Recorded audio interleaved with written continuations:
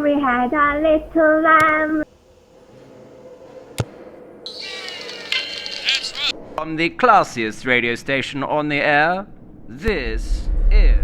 Welcome to the Black Rabbit's Curse, where every shadow hides a sinister verse. Hear the airs that can tales of terror twist in your head into the dark unknown, where fear takes root and chills the bone. Beware, dear traveler, for once you're here, the curse may linger year after year. The Abyss Remembers, a Black Rabbit's Curse original, inspired by the legacy of Andrea Motley Crabtree, the first Black woman qualified as a military deep-sea diver. The ocean does not forgive, it does not forget, and sometimes it gives back what was taken. People fear the dark. They fear empty houses, abandoned hospitals, cemeteries after midnight. But the deepest place on earth isn't a haunted mansion. It's the ocean. Because the ocean has never stopped eating. It swallowed empires, warships, entire cities, millions of human beings. And somewhere beneath the Atlantic, it swallowed history itself. Andrea Motley Crabtree knew this better than anyone. In 1982, she became the first Black woman qualified as a military deep-sea diver. She descended into places where sunlight died, places where pressure crushed submarines, places where a single mistake meant death. People called her fearless. They were wrong. Andrea understood fear. Fear kept you alive. Because when you enter the abyss, you enter a world humans were never meant to survive. Then came the mission buried beneath military archives, a recovery operation so disturbing that every diver involved either disappeared or refused to speak about it again because they discovered something horrifying. Some ships don't say stunk, and some ghosts learn how to swim. Norfolk Naval Base, October 1987.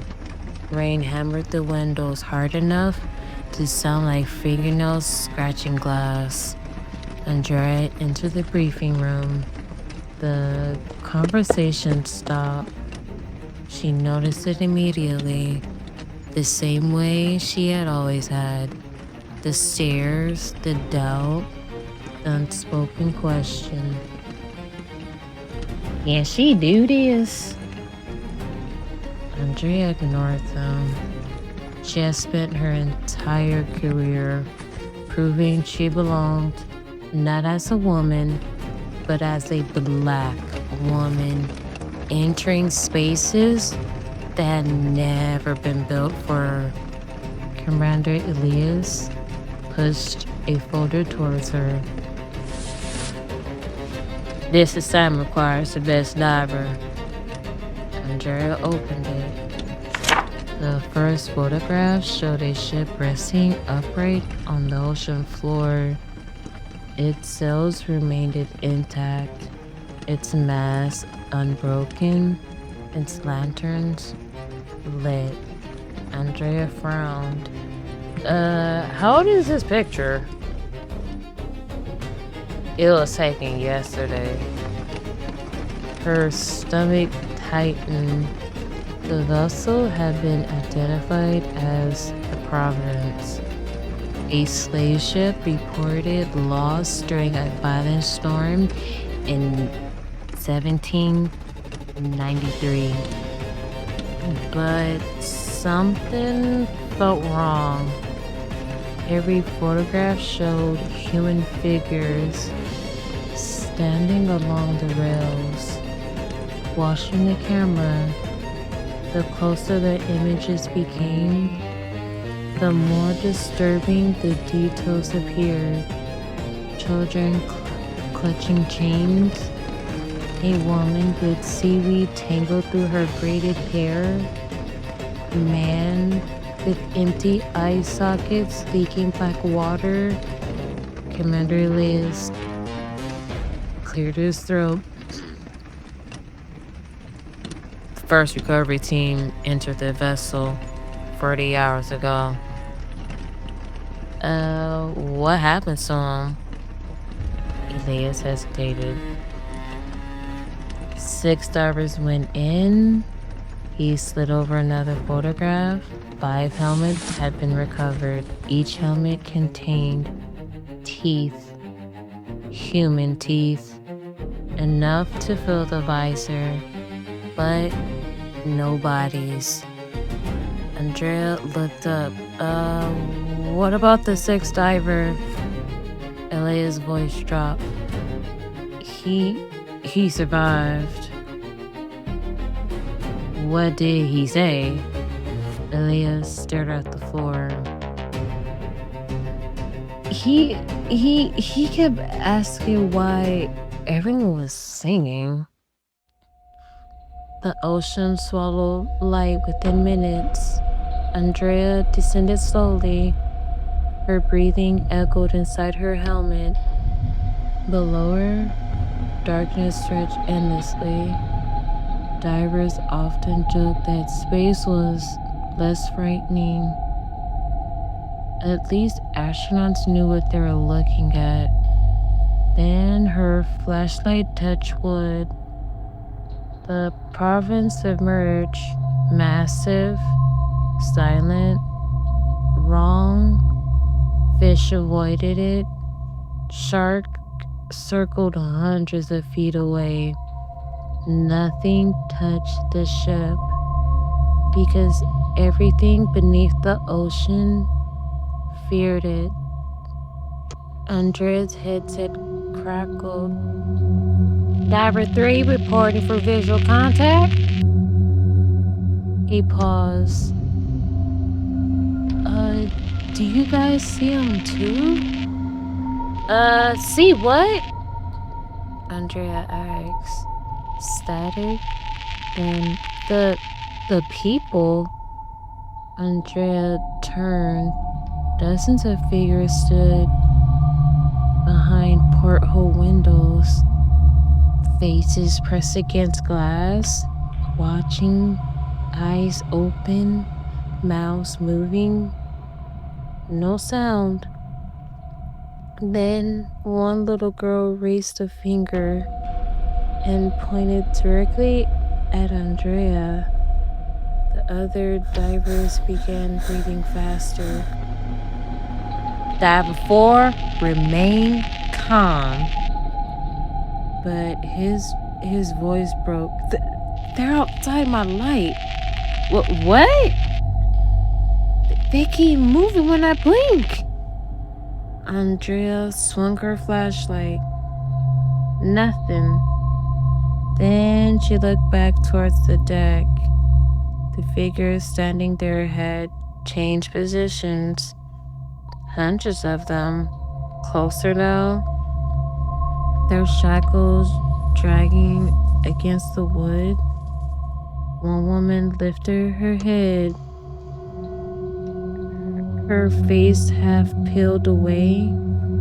Sea worms wilted where her cheeks should have been. And somehow, impossibly, Andrea heard her whisper through the water. Don't go below.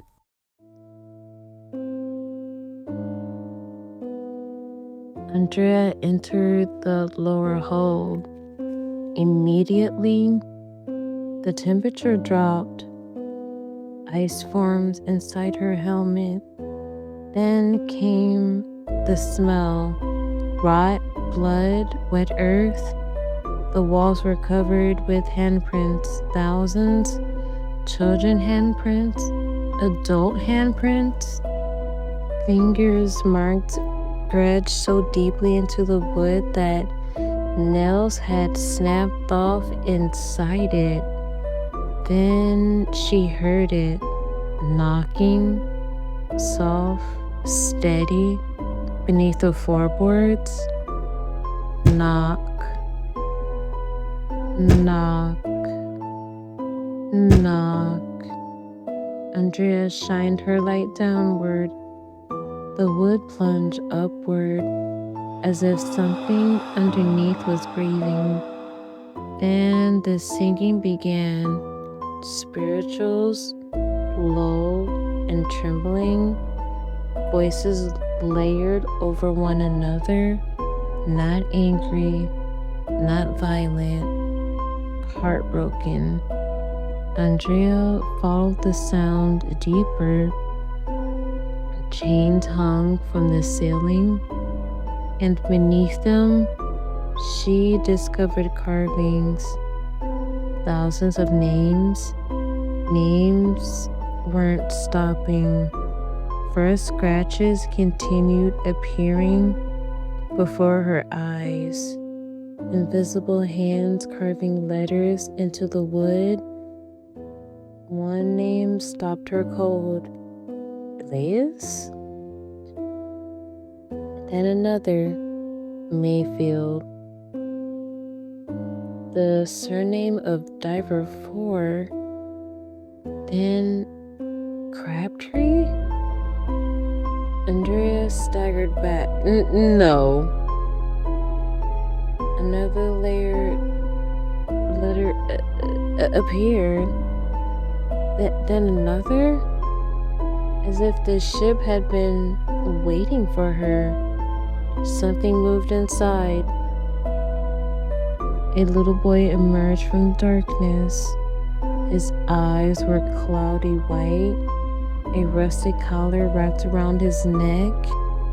He could have been older than 7. They said we came home to see, he whispered. His lips split open. Salt water poured from his mouth. They lied. Then he pointed upward. They're waking him. The ocean floor split apart. The trench opened beneath the ship, thousands of feet deep. Then the chains tightened. Every spirit aboard the Province began screaming, not in fear, in warning. Something enormous rose from the trench. Andrea's flashlight couldn't capture it, full shape, as if it resembled a ship.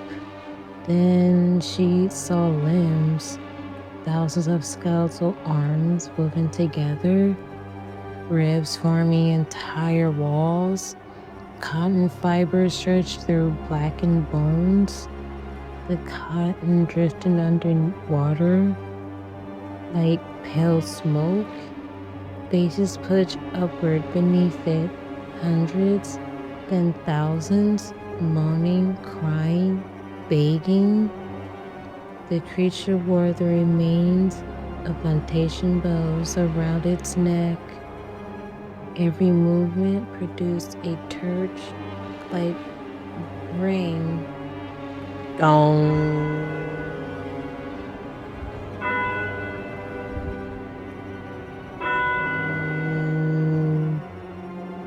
Then Andrea realized the horrifying truth. The spirits aboard the Province were prisoners. They were guards, keeping something trapped. The old woman she had seen on the deck appeared beside her. "We built the chains." Andrea stared. What? "We held him beneath the sea." The woman began crying black tears. "But we're tired."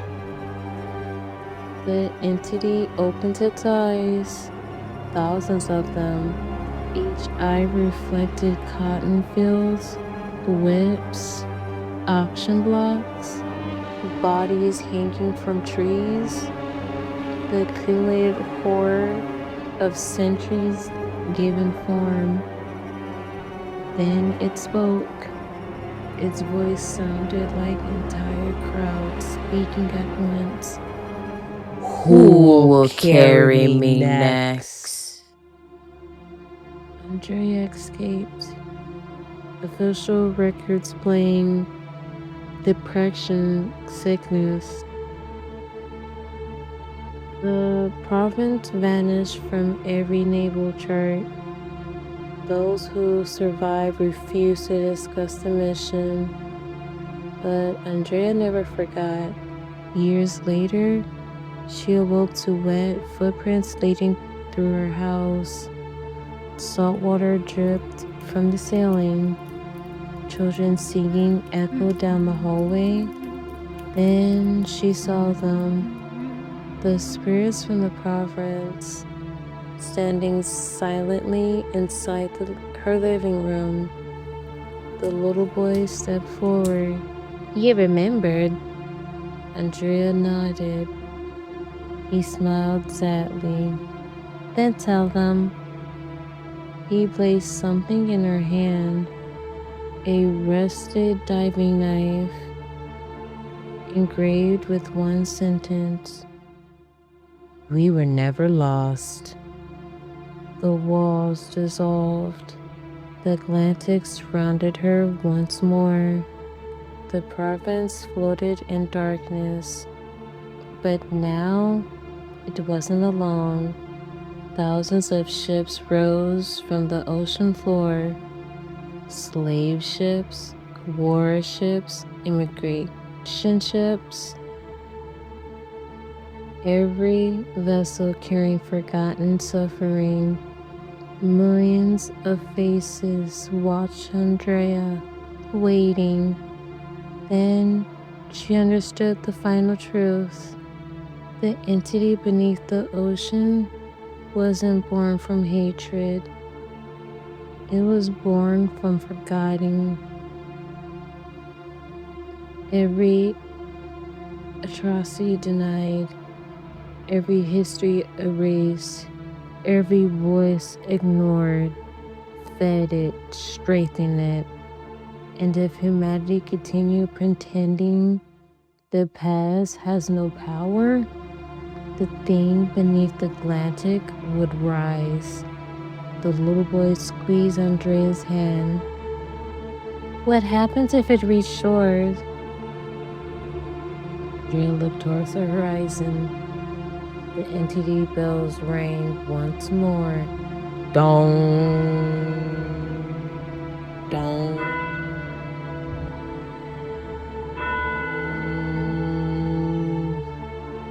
Then she whispered,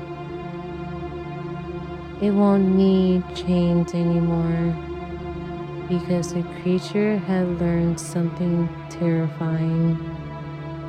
People could become prisoners all on their own. And just before the screen cuts to black, Andrea noticed modern faces pressing against the deck rails. People reported missing yesterday, last month, last year. Their mouths open in silent screams, their skin threaded with drifting cotton fibers, eyes fixed on the shore, waiting, watching, because the ocean had begun collecting again. Andrea Motley Crabtree became the first Black woman qualified as a military deep-sea diver. She descended into places few people will never dare to go. But maybe the deepest horror wasn't what she found beneath the ocean. Maybe it was discovering that history isn't buried, it breathes, it sings, and somewhere beneath the Atlantic, something ancient is still listening for the sound of the chains, waiting for humanity to decide whether it has learned anything at all. Then from the darkness beneath the waves, a final voice whispers, "Dive." Sit here, heart still racing, eyes wide open. Remember, the terror doesn't end when the video does. You may try to forget, but the shadows have a way of following. The whispers grow louder each night, don't they? So go ahead, close your eyes, if you dare. But know this, you're not alone. Not anymore. But the Black Rabbit's curse has seen you, and it's waiting. So what happens when the lights go out? If you want to find out, make sure you come back. But next time, will you be ready? Sleep well.